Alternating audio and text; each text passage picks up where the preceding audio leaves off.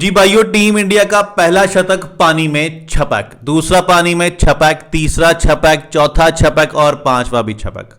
Cricket history में team India पहली ऐसी टीम बन गई है जिसने पांच पांच शतक लगाए और फिर भी मैच हार गई हो। मैच हारने के बाद कप्तान शुभमन गिल से पूछा जाता है ना कि मैच क्यों हारे गए, तो वो कहते हैं यंगस्टर की टीम है, बहुत एफर्ट किया हमने, यहां पर पहली बार आए हैं, एडजस्ट करेंगे, सीखेंगे, आगे हम अच्छा खेल दिखाएंगे, हमें कैचेस ड्रॉप किए, टेल एंड ने अच्छा परफॉर्म नहीं किया, इसलिए हम मैच हार गए।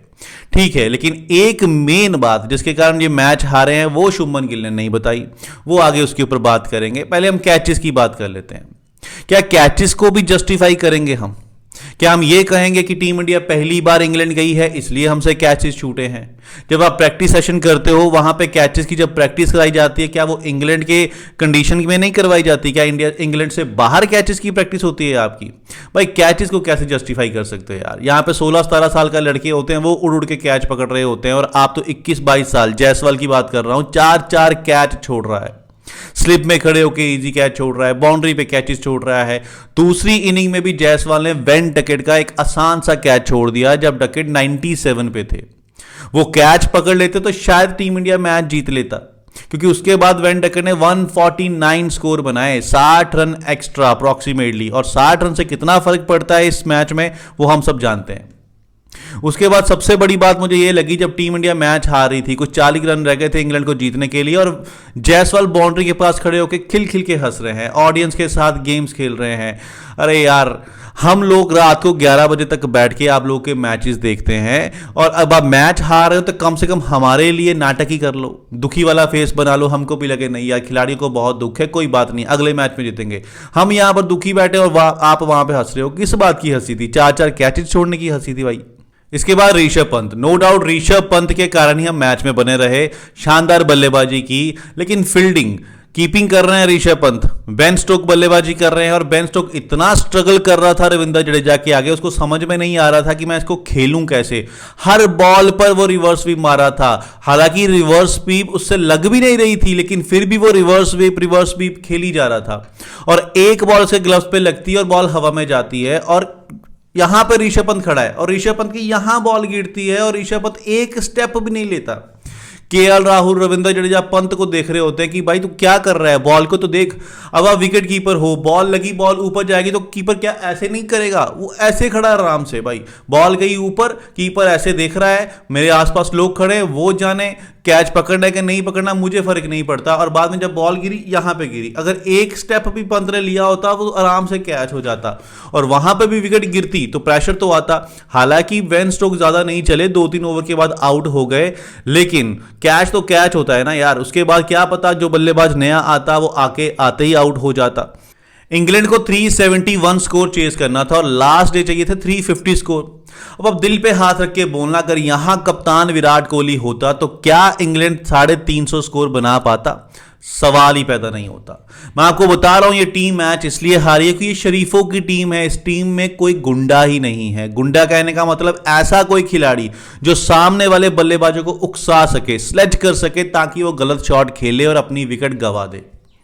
विराट कोहली की यही स्ट्रेंथ थी भाई, वो अगर जल्दी भी आउट हो जाता ना तो पूरी फील्डिंग में वो जोश भर देता था गेंदबाजों के अंदर, फील्डर्स के अंदर। सामने वाले बल्लेबाज को यही डर रहता था कि विराट कोहली आके स्लेज करेगा, और उसी चक्कर में काफी बार बल्लेबाज आउट हुए हैं।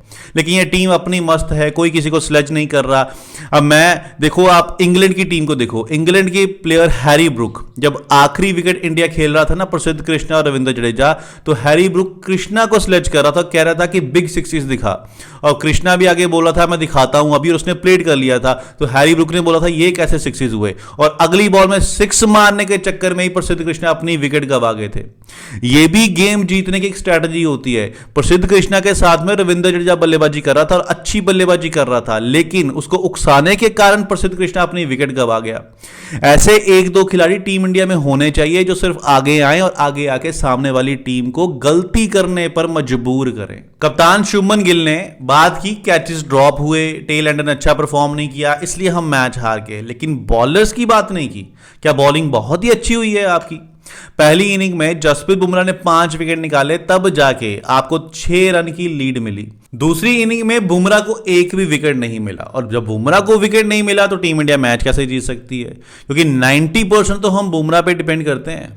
यही बुमराह के अगर 3-4 विकेट आए होते हम मैच जीत जाते, लेकिन बुमराह भी भगवान तो है नहीं, है तो वो भी इंसान। अब हर मैच में आपको विकेट निकाल के दे इसकी कोई गारंटी तो नहीं है, इसीलिए आपके पास ऐसे गेंदबाज होने चाहिए जो बुमराह के बिना भी विकेट निकाल सकें।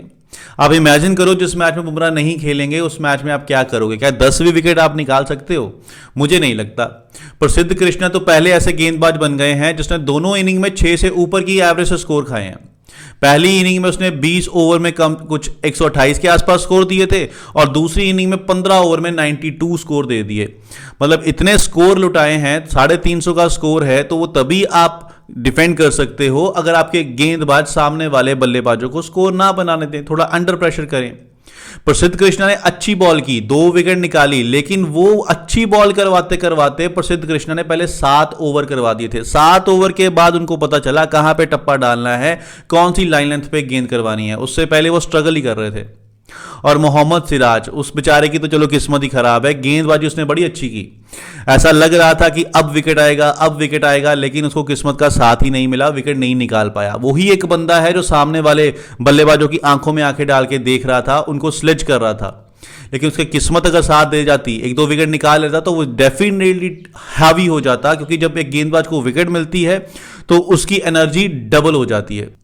शार्दुल ठाकुर साहब ने 2 विकेट निकाले, लेकिन मैं दूसरी विकेट जो हैरी ब्रूक आउट हुए थे वो कहता तुक्के वाली विकेट थी, वो तो खुद विकेट फेंक के चला गया।